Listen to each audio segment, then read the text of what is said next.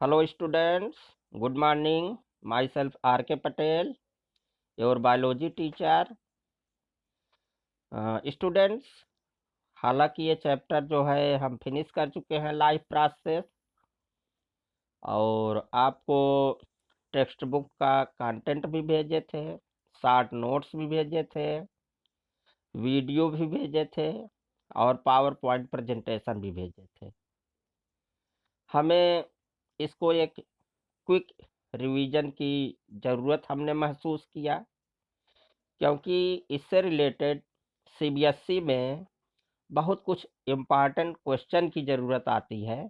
मुझे ये लगा कि आप लोग पता नहीं हर पॉइंट्स को अच्छे से कवर किए हैं कि नहीं। आज मैं कंट्रोल एंड कोऑर्डिनेशन शुरू करने वाला था, लेकिन अचानक से मेरे माइंड में आया कि कुछ ऐसे बच्चे भी होंगे जो इसमें सीबीएसई बोर्ड में आने वाले कुछ क्वेश्चंस पे पता नहीं फोकस किए हैं कि नहीं। हालांकि कुछ बच्चों के रिस्पांस आए हैं और कुछ के रिस्पांस नहीं आए हैं। इसलिए मैं सीबीएसई बोर्ड एग्ज़ाम से रिलेटेड कुछ क्वेश्चंस पर यहाँ फोकस करूँगा और कंसेप्ट को भी क्लियर करता जाऊँगा। तो लाइफ प्रोसेस जो है, लाइफ प्रोसेस के बारे में अगर हमें ये पूरा जानकारी चाहिए, तो यहाँ सबसे हम पहले जानेंगे कि हम कैसे क्राइटेरिया जो है फिक्स करते हैं कि कौन सी थिंग्स जो है लिविंग हैं और कौन से नॉन लिविंग हैं। जो डेफिनेट क्राइटेरिया होती हैं उन पे हम फोकस करेंगे। वैसे तो आप लोग ये पढ़ते आए हैं कि लिविंग थिंग में ग्रोथ होती है, लेकिन नॉन लिविंग थिंग में ग्रोथ नहीं होती है। लेकिन कुछ नॉन लिविंग थिंग आप लोगों ने देखा होगा, जैसे स्टोन्स हैं, उनके चारों ओर जब सॉइल का डिपोजिशन हो जाता है तो उसमें भी ग्रोथ शो होती है। तो इस तरीके से हम कह सकते हैं ग्रोथ जो है एक डेफिनिट कैरेक्टरिस्टिक्स नहीं है जो डिफाइन कर सके कि कौन लिविंग थिंग है, कौन नॉन लिविंग थिंग है। लेकिन डिफरेंस तो है। जो लिविंग थिंग्स होती हैं उसमें जो ग्रोथ होता है वो आउटर ग्रोथ होती है, और जो लिविंग थिंग्स हैं उनमें जो ग्रोथ होती है वो इनर होती है। ग्रोथ का मतलब यहाँ पे इंक्रीज इन मास हम लेते हैं, इंक्रीज इन मास। अब इंक्रीज इन मास की बात करें तो जब नॉन लिविंग थिंग में आउटर ग्रोथ होती है तो उनमें भी मास में इंक्रीज होता है, और जो लिविंग थिंग है उनमें जो ग्रोथ होती है तो उनमें भी मास में इंक्रीज होता है। तो हम यहाँ पे ये कहेंगे कि लिविंग थिंग में जो ग्रोथ होती है उसमें नंबर ऑफ सेल्स भी बढ़ते हैं अंदर से, तो उसको इस तरीके से हम ले सकते हैं। इसी तरीके से दूसरा हम ये ले सकते हैं डाइजेशन। अब डाइजेशन की बात करें तो न्यूट्रिशन इसको कह सकते हैं। न्यूट्रिशन में ये है कि फ्यूल की ज़रूरत पड़ती है एनर्जी प्रोड्यूस करने के लिए। हम नॉन लिविंग थिंग में भी कुछ फ्यूल देते हैं, जैसे पेट्रोल है, डीजल है, उससे एनर्जी मिलती है, वहाँ पे उसकी बर्निंग होती है। और लिविंग थिंग में भी हम फूड जो है फ्यूल के फॉर्म में उपयोग करते हैं, वहाँ से एनर्जी रिलीज होती है। लेकिन जो लिविंग थिंग है उनमें सेल्यूलर रेस्पिरेशन होता है, ऑक्सीडेशन होता है, वहाँ से एनर्जी रिलीज होती। तो हम इसको भी चाहे तो बहुत डेफिनेट जो है करेक्टरिस्टिक नहीं कह सकते हैं, लेकिन हम देखें कि एकदम से क्लियरली देखें कि क्या चीज़ें हैं जो लिविंग थिंग में होती हैं जो नॉन लिविंग थिंग में बिल्कुल नहीं होती हैं। जैसे रेस्पिरेशन है, रेस्पिरेशन लिविंग थिंग में होता है। रिप्रोडक्शन, रिप्रोडक्शन लिविंग थिंग में होता है, नॉन लिविंग में नहीं होता है। जो लिविंग थिंग है they produce young ones like their own, but non living thing ऐसा नहीं करती हैं। तो ये डेफिनेट जो है करेक्टरिस्टिक्स हम ले सकते हैं। रेस्पिरेशन हुआ, रिप्रोडक्शन हुआ, ये जो है। और सेंसिटिविटी, लिविंग थिंग में सेंसिटिविटी होती है। वो हीट से, लाइट से, इन सब से अफेक्ट होते हैं, लेकिन नॉन लिविंग थिंग में ऐसा नहीं होती। अगर नॉन लिविंग थिंग में सेंसिटिविटी होती तो हम पत्थर पर से, स्टोन पर से अपनी बाइक चढ़ा के ले जाते हैं तो कहने लगता नहीं नहीं इधर से मत ले जाओ। तो उनमें सेंसिटिविटी नहीं है, लेकिन लिविंग थिंग्स में है। ये कुछ डेफिनेट क्राइटेरिया हैं जिनसे हमें कह सकते हैं कि लिविंग और नॉन लिविंग थिंग में डिफ्रेंशिएट कर सकते हैं। अब लाइफ प्रोसेस क्या होता है? लाइफ प्रोसेस जो होता है ये लिविंग थिंग्स के बॉडी के मेंटेनेंस, रिपेयर के लिए होता रहता है, और उसमें सारी चीजें केमिकल रिएक्शंस के माध्यम से हो सकती हैं, और the sum of total chemical reaction is called metabolism. This happen only in living thing. This doesn't take place in non-living thing. So come to the point, life process. Life process में first we take nutrition. What is nutrition? Nutrition is the process of taking food by an organism and its utilization by the body for life process. ये जो life process है, we need energy for life process, तो nutrition provide for energy for continuity of life process. Then respiration is the process by which food is burnt in the cells of body with the help of oxygen to release energy. Transportation is the process by which food is burnt in the, अब इसमें transpiration, it is transpiration, transportation is the process by which food, oxygen, water, waste product are carried from one part of the body to the other. Excretion is the process by which waste products are removed from the body. So we can say that nutrition, respiration, transportation, excretion, these are the definite characteristics of living things. Come to the nutrition, we can take here directly nutrition.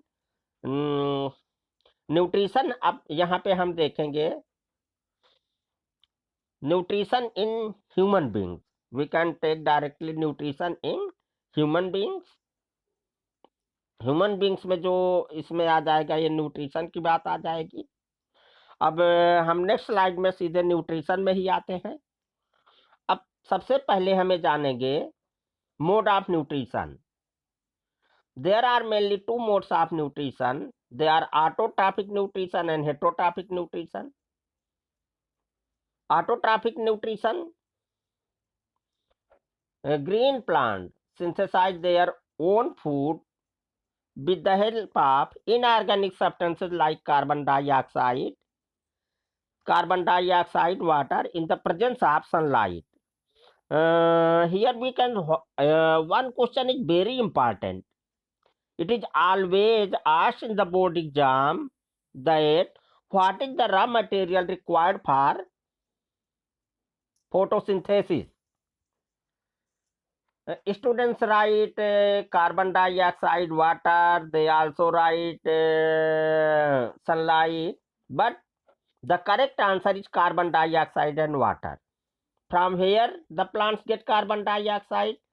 They get carbon dioxide from the environment, and they get water from the soil by absorption. Then this is the autotrophic nutrition. I will discuss in later slide in detail. Then heterotrophic nutrition. Organisms which cannot synthesize their food, they depend on other organisms for their food. They are called heterotrophic nutrition. Then heterotrophic nutrition may be of many types. कई तरीके के heterotrophic nutrition भी हो सकते हैं. Nutrition में heterotrophic में हम अब एक एक करके ये देखेंगे कि हेटरोट्रॉफिक न्यूट्रिशन किस तरीके से ये है. तो इसमें भी हेटरोट्रॉफिक न्यूट्रिशन में भी हम सबसे पहला होता है सैप्रोफिटिक न्यूट्रिशन। ऑर्गेनिज्म दो derive food from dead and decaying materials, they are called saprophytic nutrition. You know about the mushroom. Many of you eat the mushroom. Mushroom is the richest source of protein for the vegetarian person. Bread mold. These organisms grow on dead and decaying matters. Grow on dead and decaying matters. You can take the here is the mushroom, bread mold, and some bacteria. They don't synthesize their food. They depend for their food on other organisms. Then parasitic nutrition. You know that many bacteria cause diseases in our body. Many fungus cause diseases in our body. Parasitic nutrition and many other organisms derive their food from other living organisms. That means they derive food from the host. The organisms from which these parasitic organisms derive their food, that is the host, and these organisms which take their food from other living organisms is called parasitic. Here one question is repeated in the board exam very oftenly. आता है कि एक parasitic जो है plant का नाम लिखो, तो ये आता है कस्कुटा है, कस्कुटा अमरबेल भी जिसको कहते हैं।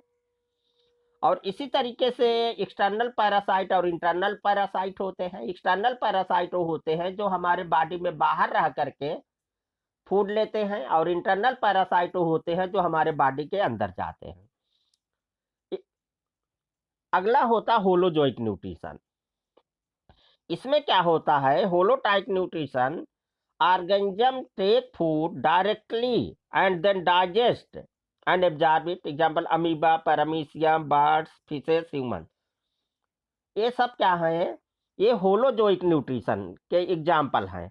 हम लोग क्या करते हैं, फूड को लेते हैं, डायरेक्ट लेते हैं, और जो है उसके बाद अपने बॉडी में उसको अंदर डाइजेस्ट करते हैं, और डाइजेस्ट करने के बाद फूड को डिराइव करते हैं। अब इसी में हम आते हैं ऑटोट्रॉफिक न्यूट्रिशन की। अगर हमें बात करें ऑटोट्रॉफिक न्यूट्रिशन में, इसमें सबसे इंपॉर्टेंट जो एक क्वेश्चन आता है फोटोसिंथेसिस से रिलेटेड, पता नहीं आप लोगों ने कितना उसको फोकस किया, हमेशा रिपीट किया जाता है। एक तो आता है कि इक्वेशन की बात आती है, फोटोसिंथेसिस। अब फोटोसिंथेसिस को अगर हम डिफाइन करना चाहें तो कैसे कर सकते हैं, is the process by which plants prepare food by using carbon dioxide and water in the presence of sunlight.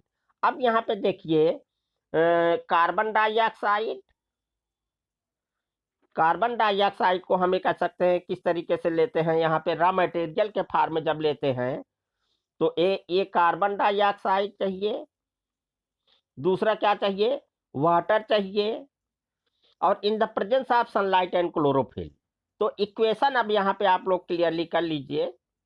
Equation में काफी कंफ्यूजन लोग रहता है। पहले ये सोचा जाता था कि जो फोटोसिंथेसिस में ऑक्सीजन निकलती है, पहले सोचते थे कि वो कार्बन डाइऑक्साइड से निकलती है। तो इसका इक्वेशन क्या होता था, तो 6CO2 + 6H2O लिखा जाता था।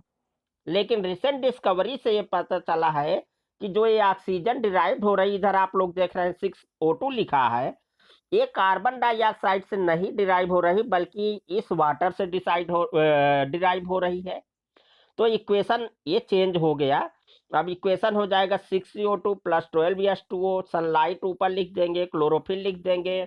इसके बाद ये ग्लूकोज का फॉर्मेशन हो रहा है, बाद में यही ग्लूकोज जो है स्टार्च में बदल जाता है और उनमें स्टोर रहता है, और यहाँ पे वाटर भी रिलीज हो रहा है, और इसके बाद ऑक्सीजन भी रिलीज हो रही है, और ग्लूकोज बन रहा है।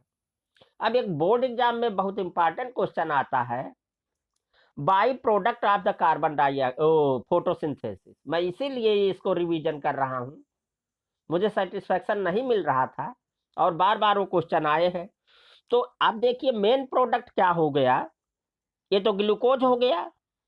बाई प्रोडक्ट क्या हो गया, ऑक्सीजन। बाई प्रोडक्ट यहाँ पे ऑक्सीजन हो गया, इसीलिए मैं रिपीट कर रहा हूं। अब हम आते हैं, ये क्वेश्चन हमेशा आता है, किसी न किसी फॉर्म में हर बार बोर्ड एग्जाम में आया है, मेजर इवेंट्स इन फोटोसिंथेसिस। तो इसको बिल्कुल क्लियरली तीनों पॉइंट आपके जबान पे होना चाहिए कि मेजर इवेंट्स क्या होती हैं।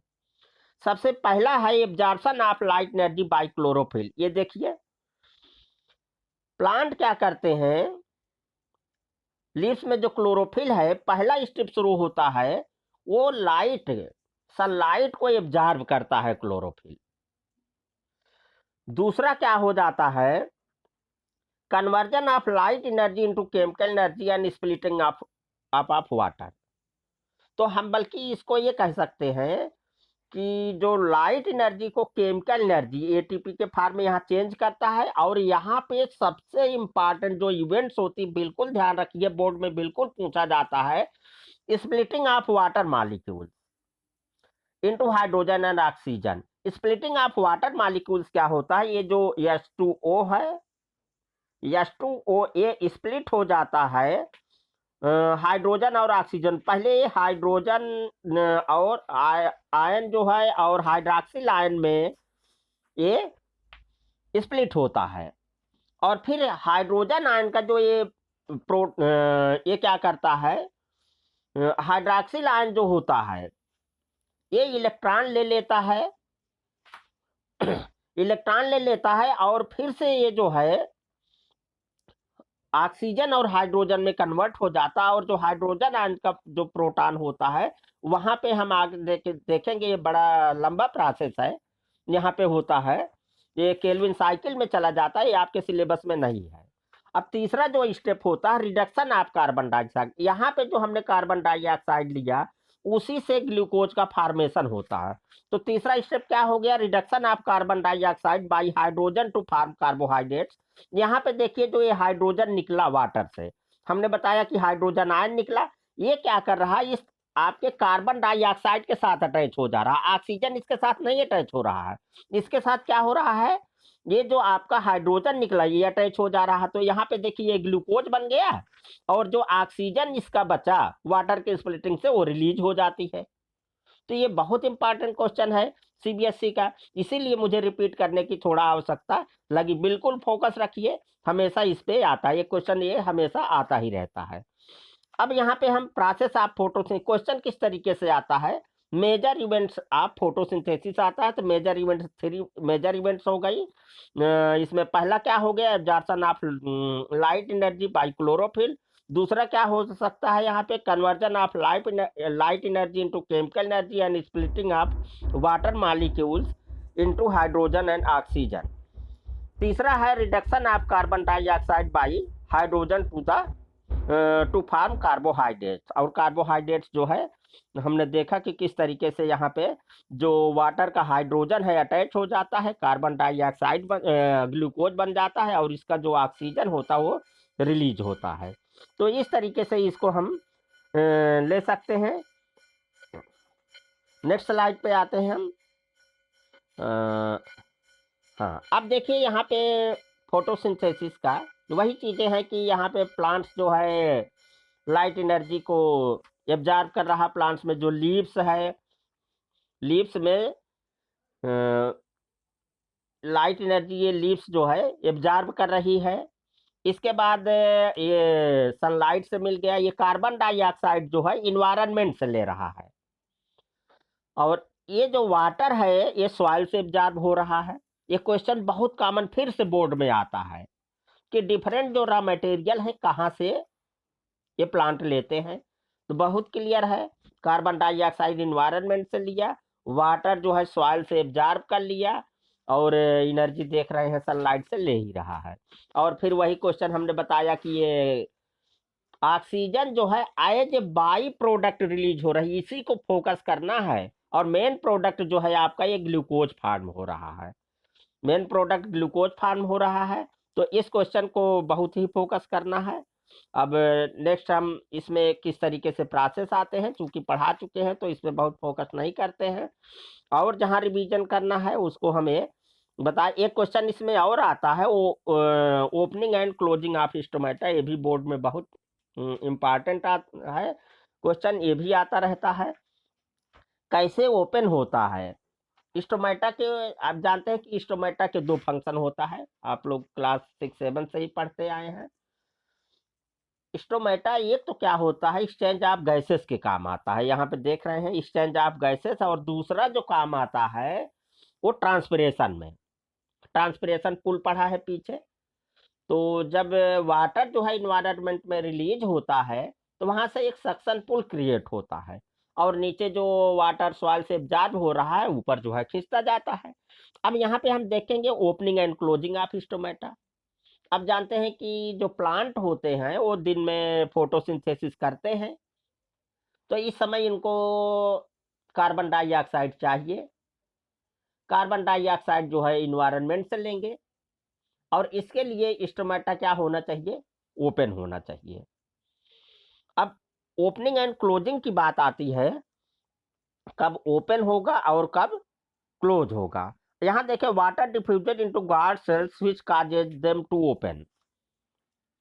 अब यहाँ पे इसके स्ट्रक्चर की भी बात हम करेंगे। यहाँ पे ये देखिए गार्ड सेल है, ये जो है वो यहाँ से हम ले लेते हैं इसको, ये गार्ड सेल है, ये दोनों गार्ड सेल है, और ये क्या होते हैं, सब्सिडियरी सेल इनको कहते हैं। अब जब वाटर गार्ड सेल में चला जाएगा तो यहाँ पे जानेंगे कि प्रेशर इंक्रीज हो जाएगा। अब जब प्रेशर हो जाएगा तो गार्ड सेल जो हो जाती हैं, ये क्या हो जाती हैं, एक्सपेंड कर जाती हैं और स्टोमेटा खुल जाता है। और जब ये कार्बन डाइऑक्साइड की जरूरत नहीं होगी या एक्सचेंज ऑफ गैसेस की जरूरत नहीं होगी, बाद में ये वाटर क्या हो जाएगा, ये रिलीज हो जाएगा, और ये जो है इसका जो पोर है वो बंद हो जाएगा। ये स्टोमेटल ओपनिंग है, इसको पोर है। तो स्ट्रक्चर ऑफ स्टोमेटा की भी बात हम इस तरीके से ये कर लेते हैं, किस तरीके से होता है। इसी तरीके से और जो इम्पोर्टेंट क्वेश्चन है, चूंकि हम रिवीजन के तौर पे ही इसको ले रहे हैं, अब हम सीधे आ जाते हैं इसमें। फोटोसिंथेसिस में ये कई बार एक्सपेरिमेंटल सेटअप आता है कि क्या क्या आपने समझा कि उसमें क्या क्या जरूरत पड़ी। क्लोरोफिल की जरूरत पड़ी, कार्बन डाइऑक्साइड की जरूरत पड़ी, और जो है वाटर की जरूरत पड़ी। अब यहाँ पे activity to show that chlorophyll is necessary for photosynthesis, आपको ये शो करना रहेगा कि कैसे आप शो करेंगे कि जो है फोटोसिंथेसिस के लिए क्लोरोफिल नेसेसरी है। तो इसकी एक्टिविटी है, इसको बहुत अच्छे से देख लीजिएगा, ये बुक में भी डिस्क्राइब की गई है। क्योंकि ये चैप्टर खत्म हो चुका है तो इसलिए इस पे हम फोकस नहीं करते, लेकिन ये जरूर आता है, इसको देख लीजिए कि एक्टिविटी जो है to show chlorophyll is necessary for photosynthesis, इस पे हमें ध्यान देना। इसी तरीके से हम दूसरी जो है एक्टिविटी पे आएंगे। यहाँ पर देखिए दूसरा कार्बन डाइऑक्साइड नेसेसरी के लिए एक एक्टिविटी कर लीजिएगा कि carbon dioxide is necessary for photosynthesis, then sunlight is necessary for photosynthesis. ये तीन एक्टिविटी जरूर कर लीजिएगा। और यहाँ पे एक चीज फोकस है करिए कि जो फूड बना ग्लूकोज के फार्म में, वो स्टोर हो जाता किस फार्म में, स्टार्च के फार्म में। और जब वही ग्लूकोज हम लेते हैं, यानी जो ट्रापिक ऑर्गेनिज्म लेते हैं, तो उनमें क्या होता है, वो ग्लाइकोजन के फॉर्म में स्टोर हो जाता है, इंक्लूडिंग फंजाई। फंजाई में भी और हमारे में ग्लाइकोजन के फॉर्म में स्टोर होता है, लेकिन जो प्लांट्स होते हैं उनमें स्टार्च के फॉर्म में स्टोर हो जाता है। अब न्यूट्रिशन इन एनिमल्स की बात करें तो अमीबा में जो है न्यूट्रिशन आता है, nutrition in amoeba. Nutrition, amoeba जानते हैं यूनिसेल्यूलर ऑर्गेनिज्म है। यहाँ पे किस तरीके से ये फूड लेता है, यहाँ पे रोल ऑफ स्यूडोपोडिया होता है। इनका बॉडी जो जो प्लाज्मा मेम्ब्रेन है और अंदर न्यूक्लियस है, प्लाज्मा मेम्ब्रेन इसकी बहुत फ्लेक्सिबल है। जैसे ही फूड पार्टिकल आएगा, इसकी जो प्लाज्मा मेम्ब्रेन यहाँ देखिए, ये यहाँ पे दब जा रही है, और इसको क्या कर रही, कैप्चर कर ले रही है। और इसी को हम देखें स्यूडोपोडिया बोल रहे हैं। स्यूडो मीन्स फाल्स और पोडिया मीन्स फीट होता है, यानी फाल्स फीट बन गया। और यहाँ पे देखिए अब ये फूड पार्टिकल क्या हो गया, अंदर आ गया। अंदर अब यहाँ पे एक बहुत बोर्ड में हमेशा क्वेश्चन आया है कि जो अमीबा है उसमें फूड का डाइजेशन कहाँ होता है। तो ये बहुत क्लियर क्वेश्चन देखिए, फूड वैक्यूल हमेशा आया है। फूड वैक्यूल्स में इतना ध्यान देना है। अब इस फूड वैक्यूल में एंजाइम्स हैं, जानते बिना एंजाइम के डाइजेशन नहीं हो सकता। एक चीज आपको बता दें कि जो एंजाइम्स होते हैं, डाइजेस्टिव एंजाइम्स होते हैं, वो चाहे यूनिसेलुलर ऑर्गेनिज्म हो चाहे मल्टी सेलुलर ऑर्गेनिज्म हो, वो सेम होते हैं। तो अमीबा में भी इस जो फूड वैक्यूल में होते हैं एंजाइम होते हैं, और वहां से ये डाइजेशन हो जाता है। अब बात आई कि जब फूड डाइजेस्ट हो गया तो इसी के अंदर ऑक्सीडेशन होता है, एनर्जी रिलीज होती है। जब डाइजेशन हुआ, ऑक्सीडेशन हुआ, तो यहाँ पर भी नाइट्रोजनस वेस्ट निकलेंगे। अब नाइट्रोजनस वेस्ट कैसे निकलेगा, इसको अब जो इसका फीकल मैटर एक तरीके से है, वो तो यहाँ पे देखिए किस तरीके से निकल जा रहा है। डाइजेशन एंड एसिमिलेशन हो जाएगा और जो अनडाइजेस्टेड फूड है यहाँ से बाहर निकल जाएगा। अब जो एक्सक्रीशन है वो कैसे होगा, नाइट्रोजनस वेस्ट बनेंगे, वो सिंपल डिफ्यूजन से बाहर निकल आएगा। तो इस पे हमें क्या ध्यान देना है, जो हमेशा क्वेश्चन आता है, ये डायग्राम के थ्रू आपको शो करना रहेगा। मेन चीज आपको देना है कि ये फूड वैक्यूल में इसका डाइजेशन होता है और कैसे फूड लेता है, ये स्यूडोपोडिया के थ्रू लेता है। इस तरीके से हम इसको अब सीधे आ जाते हैं अगले पे। हम ह्यूमन डाइजेशन में जो सबसे इंपॉर्टेंट चीज है, डाइजेशन इन ह्यूमन बीइंग, ये तो आप लोग पढ़िएगा किस तरीके से होता है। जिसमें क्वेश्चन आता है कि जो ह्यूमन बीइंग में डाइजेशन होता है वो कहाँ से स्टार्ट हो। सबसे पहले इसके हम स्टेप समझ लेते हैं। तो इसमें 5 स्टेप उठाते हैं। पहला तो आप लोग देखते होते हैं कि फूड हम लेते हैं, पहला जो स्टेप होता है वो इंजेक्शन होता है। इंजेक्शन पहला जो है इंजेक्शन होता है। इंजेक्शन मीन्स ये फूड को किस तरीके से हम अपने बॉडी में ले जाते हैं, ये इंजेक्शन हो गया, इंजेक्शन ले जाते हैं। दूसरा जो होता है अब उसका डाइजेशन होता है, यानी यहाँ पे कम्प्लेक्स फूड आइटम को हम किस तरीके से ब्रेक डाउन करते हैं, डाइजेशन हो जाएगा। इसके बाद उस फूड आइटम को किस तरीके से ये एब्जॉर्प्शन होता है बॉडी में, ये जो डाइजेस्टेड फूड आइटम है। अब यहाँ पे भी एक क्वेश्चन बहुत इंपॉर्टेंट है, यहाँ पे ब्रेकडाउन का क्या मतलब हुआ। अब हम न्यूट्रिएंट की बात करें, हमारे बॉडी में कार्बोहाइड्रेट्स है, प्रोटीन्स है, लिपिड्स है। तो कार्बोहाइड्रेट्स जो है किस में ब्रेक हो जाता है, ग्लूकोज में। कार्बोहाइड्रेट जो होगा वो ग्लूकोज में ब्रेक डाउन हो जाएगा। प्रोटीन जो है एमिनो एसिड में ब्रेक डाउन हो जाएगा, प्रोटीन एमिनो एसिड में ब्रेक डाउन हो जाएगा। जब ये होगा एमिनो एसिड हो गया। और जो आपका लिपिड्स है वो किसमें, फैटी एसिड और ग्लिसरॉल में ब्रेक हो जाएगा। फैटी एसिड एंड ग्लिसरॉल, ये याद रखना है, रिवीजन का यही मेरा मकसद भी था। फैटी एसिड एंड ग्लिसरॉल में ब्रेक डाउन हो जाएगा, फैटी एसिड एंड ग्लिसरॉल। तो ये सिंपल ब्रेक डाउन, ये कहाँ पे हुआ, डाइजेशन में। अब जो ये आपका एमिनो एसिड हुआ, फैटी एसिड, ग्लिसरॉल हुआ, ग्लूकोज हुआ, इसका बॉडी में एब्जॉर्प्शन होगा। एब्जॉर्ब होके ये सेल में पहुंच जाएंगे और सेल में क्या हो जाएगा, इसका एसिमिलेशन हो जाएगा, यानी साइटोप्लाज्म का पार्ट बन जाएगा। एसिमिलेशन हो गया। अब पांचवा जो स्टेप है तो वो इजेक्शन, ई मीन्स आउट होता, बाहर निकल जाएगा। जो अनडाइजेस्टेड फूड है वो बाहर निकल जाएगा। तो 5 स्टेप हो गया न्यूट्रिशन में। Ingestion, taking the food inside our body. Digestion, breaking the complex food material into simple, हमने बताया कि कार्बोहाइड्रेट ग्लूकोज में, प्रोटीन अमीनो एसिड में, और इसी तरीके से लिपिड्स या फैट्स जो है फैटी एसिड और ग्लिसरॉल में। ये डाइजेशन, फिर उसका एब्जॉर्प्शन होगा, फिर उसका एसिमिलेशन होगा और अनडाइजेस्टेड फूड को हम बाहर निकालेंगे।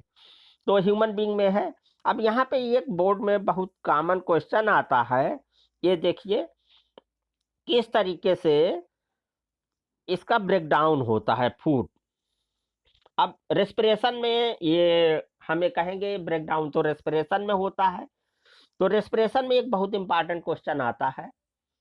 रेस्पिरेशन भी टू टाइप्स का होता है, एक एरोबिक रेस्पिरेशन होता है और एक एनरोबिक रेस्पिरेशन होता है। आपके एनसीईआरटी में एक पाथवेज आता है, ये हर बार 3 मार्क्स का क्वेश्चन आता है। Different pathways of breakdown of glucose into different organism. अब यहाँ पे हम एक करके देखेंगे। एरोबिक रेस्पिरेशन की अगर हमें बात करें तो इसमें देखिए ग्लूकोज है, ये ग्लूकोज है। एरोबिक रेस्पिरेशन सिंपल मीनिंग, इसकी बहुत simple meaning, breakdown of food material with the help of oxygen. इसमें बहुत कॉमन क्वेश्चन आता है। पहला जो पार्ट होता है एरोबिक रेस्पिरेशन और एनरोबिक रेस्पिरेशन का, वो कॉमन होता है और सेल में कहाँ हो रहा है, वो हो रहा है साइटोप्लाज्म में। साइटोप्लाज्म में जो हो रहा है वो प्रेजेंस ऑफ ऑक्सीजन, ये ग्लूकोज है, वो पायरुवेट या पायरुविक एसिड में बदल जाता है, पायरुवेट या पायरुविक एसिड में बदल जाता है। और दूसरा जो होता है, अब यहाँ से फिर से अब ये पायरुविक एसिड होता है, ये जैसे ग्लूकोज है, इसमें देखिए ग्लूकोज का फार्मूला जो होता है C6H12O6 होता है। इसमें नंबर ऑफ कार्बन कितना है, 6 है। लेकिन इस पायरुविक एसिड या पायरुवेट में नंबर ऑफ कार्बन कितना हो जाएगा, 3 हो जाएगा। अब सिंपल सी बात है, इसका मतलब 2 मॉलिक्यूल्स बनेगा। पायरुविक एसिड के कितने मॉलिक्यूल्स बनेंगे, 2 मॉलिक्यूल्स बनेंगे। अब बाकी का काम क्या होगा, ये माइटोकॉन्ड्रिया में होगा। ये जो साइटोप्लाज्म में हुआ इसको हमने ग्लाइकोलिसिस बोला, और जब माइटोकॉन्ड्रिया में होगा अब इसका ब्रेकडाउन होगा। ये जो पायरुविक एसिड है, हम इसको सिंपली अगर फार्मूले में लिख सकते हैं तो ऐसे लिख सकते हैं C3, यहाँ पे हाफ हो जाएगा H6 एंड O3 हो गया, ये पायरुविक एसिड। अब जब ब्रेकडाउन होगा तो कार्बन डाइऑक्साइड, वाटर और एनर्जी, और ये एनर्जी ही के लिए जो है रेस्पिरेशन हो रहा है, और एक एनर्जी डिफरेंट मेटाबॉलिक एक्टिविटीज में काम आएगी। तो हमने देखा कि ये जो साइटोप्लाज्म वाला प्रोसेस है सब में कॉमन होता है। अब हम बात आते हैं, अब ये बिल्कुल फार्मूला हमें याद रखना है। यहाँ पे देखिए कि सीधा सीधा हुआ ग्लूकोज पायरुविक एसिड में बदला। यहाँ पे हमें देखें प्रेजेंस ऑफ ऑक्सीजन यहाँ जरूरी है, माइटोकॉन्ड्रिया में हो रहा है, और कार्बन डाइऑक्साइड और वाटर और एनर्जी रिलीज हो रही है। अब इसी तरीके से हम यहाँ पे देखें एनरोबिक रेस्पिरेशन में, हमें देखें इसमें क्या हो रहा है। एनरोबिक रेस्पिरेशन सीधे मतलब है breakdown of food material in the absence like और लिमिटेड सप्लाई ऑफ ऑक्सीजन। दो कंडीशन हो गई एनरोबिक रेस्पिरेशन की, एक तो टोटली एब्सेंट हो तब क्या होता है, और एक लिमिटेड हो, एकदम से एब्सेंट नहीं है लेकिन बिल्कुल लिमिटेड है। यहाँ पे हमने देखे हमारी मसल्स में, जब कभी आप विगरस एक्सरसाइज करते हो, दौड़ते हो, देखते हो कि आपको मसल्स में क्रैम्प फील होता है, क्रैम्प थोड़ा पेन होता है, क्रैम्प होता है। इसमें क्या होता है, जब आप विगरस एक्सरसाइज करते हो तो आपको एनर्जी की ज़्यादा ज़रूरत पड़ती है, और एनर्जी की ज़्यादा ज़रूरत पड़ती तो ऑक्सीजन जो है, हम रेस्पिरेशन रेट भी बढ़ा देते हैं, ऑक्सीजन लेते हैं तब भी नहीं पूरा हो पाता, कुछ ऑक्सीजन की कमी हो ही जाती है। अब यहाँ पे देखिए, यहाँ पे कॉमन है ग्लूकोज से पायरुविक एसिड बना या पायरुवेट बना, यहाँ तक तो कॉमन है। और कहाँ हुआ, ये साइटोप्लाज्म में हुआ। अब डिफरेंट कहाँ पे आ जा रहा है, अब यहाँ पे एब्सेंस ऑफ ऑक्सीजन। देखिए हमारे मसल्स में जब ऑक्सीजन की कमी हो गई, कहाँ पे हो रहा है, मसल्स में हो रहा, यहीं पे आपको विशेष फोकस करना। यहाँ देखिए लैक्टिक एसिड बना और एनर्जी बनी, लैक्टिक एसिड बना, एनर्जी बना। यहाँ पे देखिए क्या नहीं निकला, कार्बन डाइऑक्साइड नहीं निकला। ये बोर्ड एग्जाम का यही फोकस करने के लिए मैं पढ़ा रहा हूँ कि आप लोग क्वेश्चन लिखते समय ये गलत कर देते हैं। जो यहाँ पे कार्बन डाइऑक्साइड नहीं निकली, बच्चे क्या करते हैं, यहाँ भी कार्बन डाइऑक्साइड लिख देते हैं। अच्छा कार्बन डाइऑक्साइड क्यों नहीं निकली यहाँ, कार्बन डाइऑक्साइड यहाँ कंप्लीट ब्रेकडाउन नहीं हुआ। कंप्लीट ब्रेकडाउन होता तो कार्बन डाइऑक्साइड नहीं निकली, यहाँ इंटरमीडिएट प्रोडक्ट बन गया, ये लैक्टिक एसिड बन गया और एनर्जी जो है निकली, एनर्जी लेकिन उतनी नहीं निकली जितनी एरोबिक रेस्पिरेशन में। इस तरीके से ये। और तीसरा जो है एनरोबिक रेस्पिरेशन, आ जाइए देखिए यहाँ तीनों में, इन्हीं तीनों को करने के लिए मैं रिवाइज कर रहा हूँ। ग्लूकोज से पायरुवेट यहाँ बना। एनरोबिक रेस्पिरेशन मतलब एब्सेंस ऑफ ऑक्सीजन, यहाँ एब्सेंस, यहाँ पे हमें कर सकते हैं ऊपर जो इस स्लाइड में लिखा है, तो इसको हम थोड़ा सा चेंज करेंगे। यहाँ एब्सेंस ऑफ ऑक्सीजन के बजाय लैक ऑफ ऑक्सीजन लिख देंगे, मतलब थोड़ा लिमिटेड हो गया। और यहाँ पे एब्सेंस ऑफ ऑक्सीजन हम लिख देंगे। अब एब्सेंस ऑफ ऑक्सीजन हुआ तो फिर कंप्लीट ब्रेकडाउन हुआ, ब्रेकडाउन यहाँ लेकिन कंप्लीट नहीं हुआ। यहाँ पे देखिए इथेनॉल बन रहा है और कार्बन डाइऑक्साइड रिलीज हो रही, एनर्जी रिलीज हो रही है।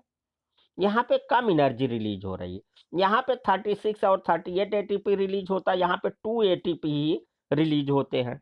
लेकिन ये क्या है, यहाँ पे देखिए कार्बन डाइऑक्साइड भी रिलीज हो रही, इथेनॉल भी बन रहा और एनर्जी भी। लेकिन यहाँ देखिए कार्बन डाइऑक्साइड नहीं रिलीज हो रही, इसी पे फोकस करना है। तो यहाँ पे देखिए एरोबिक रेस्पिरेशन में कार्बन डाइऑक्साइड रिलीज हो रही है, एब्सेंस ऑफ ऑक्सीजन में भी थोड़ी सी कार्बन डाइऑक्साइड रिलीज हो रही है, लेकिन हमारे मसल्स में देखिए कार्बन डाइऑक्साइड नहीं रिलीज हो रही है। ये 3 मार्क्स का क्वेश्चन बोर्ड में हमेशा आया है और इसीलिए हमें यहाँ पे रिवीजन की जरूरत पड़ भी रही है। तो ये डाइजेशन से संबंधित हो गया।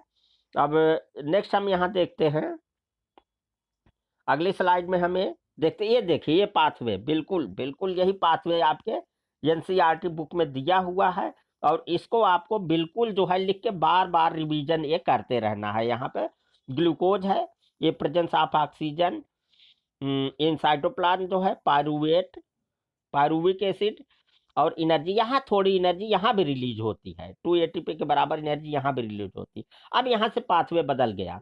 पहला क्या हुआ, ये जो in the presence of oxygen में कार्बन डाइऑक्साइड, वाटर और एनर्जी रिलीज हुई। एब्सेंस ऑफ ऑक्सीजन या लैक ऑफ ऑक्सीजन में लैक्टिक एसिड और एनर्जी रिलीज हुई। और ईस्ट में देखिए, ये हमारी मसल्स में, ईस्ट में इथेनॉल, कार्बन डाइऑक्साइड और एनर्जी रिलीज हुई। ये हमेशा 3 मार्क्स का क्वेश्चन आता है, इस पर बिल्कुल फोकस करना है। इसके बाद आता है रेस्पिरेटरी ऑर्गन्स के बारे में, यहाँ पे हमें क्या ध्यान देना है, इस पर भी हमें फोकस करना रेस्पिरेटरी ऑर्गन्स के बारे में। ये देखिए यहाँ से शुरू होता है जो कैविटी की बात है, हमें ये लायरिंग्स पे फोकस करना है, लायरिंग्स पे फोकस करना, इससे एक रिलेटेड क्वेश्चन आता है हमेशा और रिवीजन के तौर पे इसे करा ही रहा हूँ। ये जो ट्रैकिया है, ट्रैकिया के चारों ओर कार्टिलेज की एक रिंग होती है, जिससे कि जब इसमें एयर ना हो, एयर हम क्यों कह रहे हैं कि हम वैसे तो पढ़ते हैं कि हम रेस्पिरेशन में ऑक्सीजन लेते हैं, कार्बन डाइऑक्साइड रिलीज करते हैं, लेकिन हम ऑक्सीजन को अलग करके थोड़ी लेते हैं, पूरी एयर जाती है। हाँ, ये ऑक्सीजन रिच एयर इसको कहते हैं। इसमें जो ऑक्सीजन होती है वो 21% जाती है और कार्बन डाइऑक्साइड जो है वो 0.03% रहता है। लेकिन जब इसका रेस्पिरेशन कंप्लीट हो जाता, ब्रेकडाउन होता है, तो ऑक्सीजन की क्वांटिटी ये कितना रिलीज होती है, ऑक्सीजन भी आती पूरी एयर में, उसमें वो रहती है, लेकिन कार्बन डाइऑक्साइड 100 टाइम्स से बढ़ जाती। तो ये क्वेश्चन आता है कि जब इसमें एयर नहीं है तो ये कोलैप्स क्यों नहीं हो जाती है। इसमें कार्टिलेज की रिंग्स होती है और उसके पे ये ज्वाइन किया रहता है। अब जो लंग्स के स्ट्रक्चर में आपको ध्यान देना है, यहाँ पे लंग्स के स्ट्रक्चर से एक क्वेश्चन जरूर आता है, एल्वियोलाई। यहाँ पे एल्वियोलाई होता है, एल्वियोलाई के बारे में हर बार क्वेश्चन आया है कि क्या करता है, सरफेस एरिया बढ़ा देता है। एल्वियोलाई बैलून जैसे होता है, यहाँ पे स्ट्रक्चर में आप और उसको देखिएगा, तो ये सरफेस एरिया बढ़ा देता है जिससे कि ऑक्सीजन इजिली एब्जॉर्ब हो जाए। और इसका कंपैरिजन हम स्मॉल इंटेस्टाइन, डाइजेशन में स्मॉल इंटेस्टाइन में देखा, वहां पे विलाई होता। एक क्वेश्चन हमेशा आया है, लंग्स में एल्वियोलाई और यहाँ पे स्मॉल इंटेस्टाइन में विलाई में सिमिलरिटी क्या है। विलाई आपने देखा कि ये जिस तरीके से अगर हम इसका सेक्शन काटे थे, फिंगर लाइक प्रोजेक्शन था, इससे क्या हो गया, सरफेस एरिया बढ़ गया। तो जो फूड आपका ब्रेकडाउन हुआ था ग्लूकोज में, एमिनो एसिड में, फैटी एसिड एंड ग्लिसरॉल में, वो वहाँ एब्जॉर्ब हो गया, सरफेस एरिया वहाँ बढ़ गया। और जो विलाई के कारण है, यहाँ सरफेस एरिया बढ़ा, यहाँ ऑक्सीजन का एब्जॉर्प्शन हो रहा है। तो ये सिमिलरिटी है, और हमेशा क्वेश्चन जो है पूछा जाता है बोर्ड एग्जाम में। तो इसलिए हमने इसको रिवीजन के तौर पे लिया ये करके। आगे हमें देखते हैं रेस्पिरेशन। अब बात आती है कि रेस्पिरेशन इन प्लांट्स में, ये सब चूंकि रिवीजन हो चुका, आगे के जो चैप्टर हम डिटेल में लेंगे। यहाँ पे देखिए किस तरीके से एल्यूलाई है। यहाँ एल्यूलाई पे जो ब्लड का वेसल्स हैं वो बहुत ज़्यादा हैं, क्योंकि इसी के थ्रू होगा। अब देखिए ऑक्सीजन तो ब्लड के थ्रू जा रही है, तो एल्यूलाई में जब एक ब्लड वेसल्स हैं, तो ब्लड कैपिलरी जो हैं, इनसे ये ऑक्सीजन एब्जॉर्ब की जा रही है। ये देखिए बैलून शेप स्ट्रक्चर है एल्यूलाई, इससे ज़्यादा क्वेश्चन आया हुआ है, इसलिए हम रिवीजन के तौर पे इसको ले रहे हैं। तो रेस्पिरेशन से अगर हमें आगे बढ़ने की बात करें, तो देखें किस तरीके से हमारा इसमें रेस्पिरेशन होता है। अब एक चीज हमें ध्यान दें कि नीचे एक हमारा डायफ्राम होता है रेस्पिरेटरी सिस्टम में, इसको हमेशा ध्यान रखिए। ये डायफ्राम के बारे में भी क्वेश्चन पूछा जाता है। एक कार्टिलेज का बना होता है, और एक केवल मैमल्स में होता है। ये क्वेश्चन खूब पूछा जाता है, केवल मैमल्स में होता है। और इसलिए जो है डायफ्राम जो है मैमल्स का करेक्टरिस्टिक्स है। यहाँ पे ये देखें किस तरीके से इसका जो कैविटी का ये बढ़ा रहा है, इसमें एक एक्सपेरिमेंट है, इसको भी आप लोगों को ये देख लेना है। तो इस तरीके से हम रेस्पिरेशन के बारे में आ गए, रेस्पिरेशन से कवर ये हो जाएगा। तो आज हम जो इम्पोर्टेंट क्वेश्चन थे दो का लिया, एक तो न्यूट्रिशन का और एक रेस्पिरेशन का। फिर से मैं बहुत फोकस करके 3 क्वेश्चन की यहाँ पे ये बात कर रहा हूँ। हम पीछे ही स्लाइड में आते हैं। एक क्वेश्चन आपको कहाँ ध्यान देना है, नंबर 1 हमें ध्यान देना फोटोसिंथेसिस के समय कि major events in photosynthesis, major events in photosynthesis, ये ध्यान देना है। तो मेजर इवेंट्स इन फोटोसिंथेसिस, तो फोटोसिंथेसिस में मेजर इवेंट्स क्या था, 3 था। पहला क्या था, पहला था कि absorption of sunlight from the chlorophyll. दूसरा क्या था, इस सनलाइट को केमिकल एनर्जी में बदलना, और वाटर का स्प्लिटिंग था। ध्यान रखिए वाटर का स्प्लिटिंग क्या था, फोटोलिसिस कहलाता। और तीसरा जो था, ये जो कार्बन डाइऑक्साइड है ये ग्लूकोज में कन्वर्ट हो जाती है, उसको रिडक्शन कहते हैं।